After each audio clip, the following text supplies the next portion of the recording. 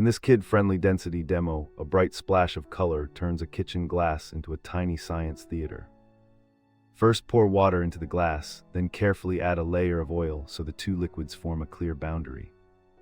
Drop a few drops of food coloring to color the water while keeping the oil untouched, creating a vibrant two-tone world.